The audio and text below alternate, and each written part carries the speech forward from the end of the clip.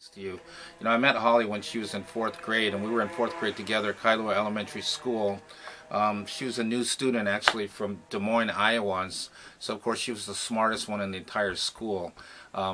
Seventh grade she went on to Kamehameha, and I stayed until ninth grade, and then in ninth grade I showed up, and then that little girl who was 10 years old 6 years later turned into this girl, which is some of you might recognize this cheerleader picture. She was a cheerleader in junior and senior year.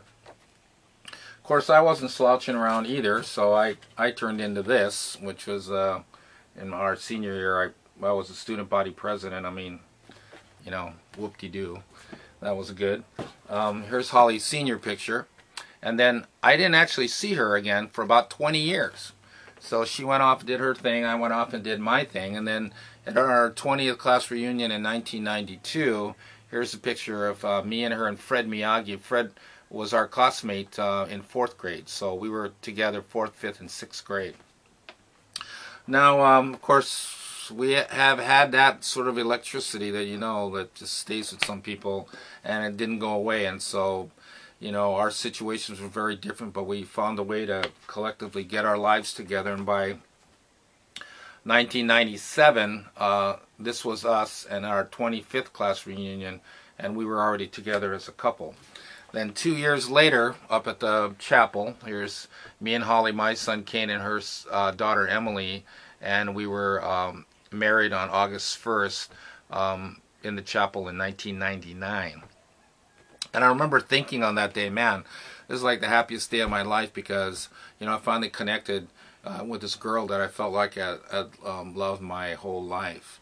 We were back in the summer of 2003, and this is some of the girls in our class, and they got together for a lunch, it looks like, over at Royal Hawaiian.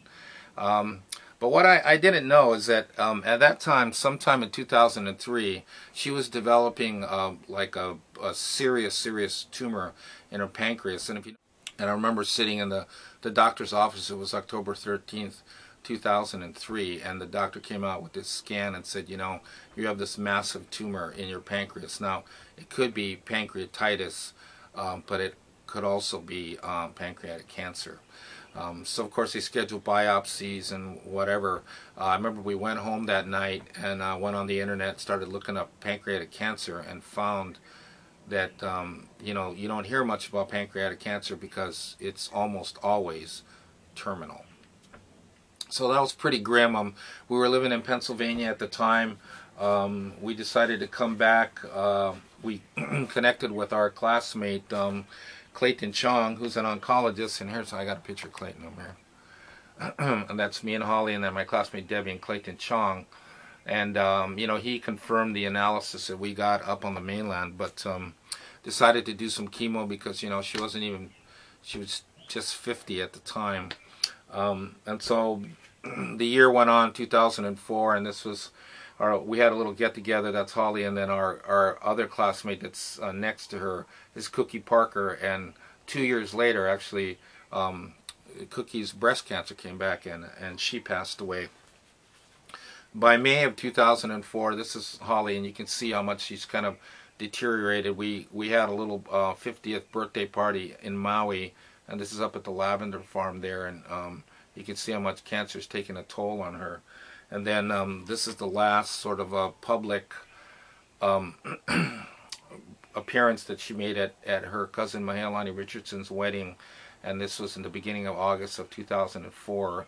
And then 2 months later, at her house in Kailua, she passed away. And it was it was one of those things where I was in the room alone with her, and she just looked up at me, and she sort of, I guess, had the sense that it was going to be time to go. And she just said, I really love you so much. And then I said, I know. And I just asked her if she was okay, and she said, I'm okay. But then she just closed her eyes, and I could see her eyes just kind of flickering, and I knew that was it. So it's a really devastating feeling to get that.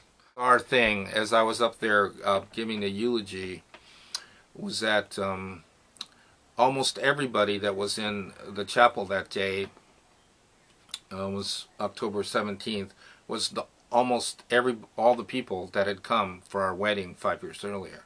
So I just thought that, man, that's a bizarre thing how fast things can change. You know, one of my good friends, you might know this guy.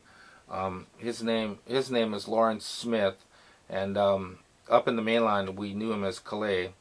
I think he's class of '83, but anyway, he had esophageal cancer, and so serious. I mean, it was terminal too, and he ended up coming to my house, and then his parents came and his family came and took care of him, and they were there for about 6 weeks, and then you know, this is a picture of him the day before he died, and you know, that's a pretty graphic picture of what cancer can do to you. You know, 3 years later, my mom got cancer, and just in a routine physical, we took her to the doctor, and they did a ultrasound and found 2 large tumors in her liver.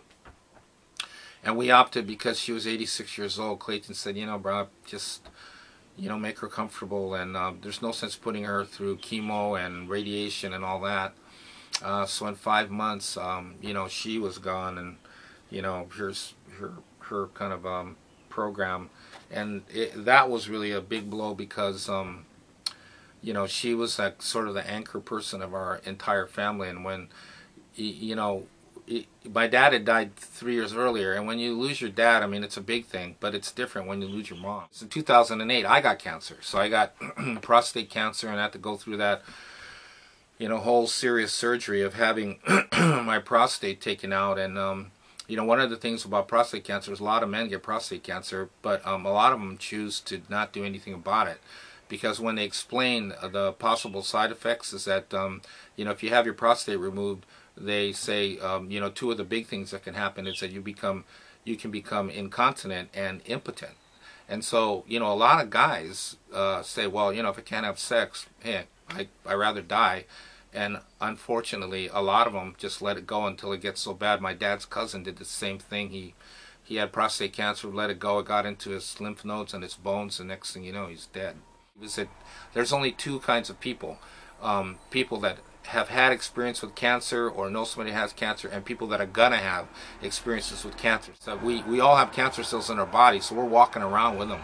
And so we either do things or ingest things or eat things or become stressed, and those cells become activated. So we are going to have people that are going to be cancerous in our lives. You know, in my class, okay, we have 31 people that have passed away already. A third of them are going to go to cancer. So, you know, get your class picture out, all right, and look at it. Because when it's all over and everybody's gone, a third of those guys are going to go from cancer. So, I mean, that's how big and serious it is. But one picture that I'm always really motivated to see is this one. And that's me, and that's Bo Aki, my classmate. And then in the middle, my classmate John Leong's wife, Miriam. And we're survivors. And we survive because we're here to tell the story. Now, Kamehameha alumni is the only alumni relay for life in the entire nation. We're the only ones. Okay, and we crank out a lot of money, and a lot of people show up. So, I mean, obviously, by August 19th, I mean, we're not going to find a cure for cancer. But it's not about finding a cure right now. It's about supporting the people in your life that have either had cancer, that are going to get cancer, that have been affected by cancer. Maybe you've been a caregiver for somebody that has had cancer, and you can do something about it. So what I'm encouraging you to do, put in your browser, Relay for Life Kamehameha, and it'll take you right to the site. Sign up. And even if you can't come down to the park, it's this year it's at Kehi Lagoon on August 19th and 20th. If you can't come down there to walk, send a donation, because what's going to happen is collectively our generation has the ability to make the biggest impact on the cure for cancer of any generation that's out there. So if you can't do it for yourself, I mean, look at your kids and your grandkids, because those guys, a third of those guys are going to go by cancer, and you can do something about it. So go on your browser, sign up right now, send in a donation. I'll see you at the park on August 19th. Aloha.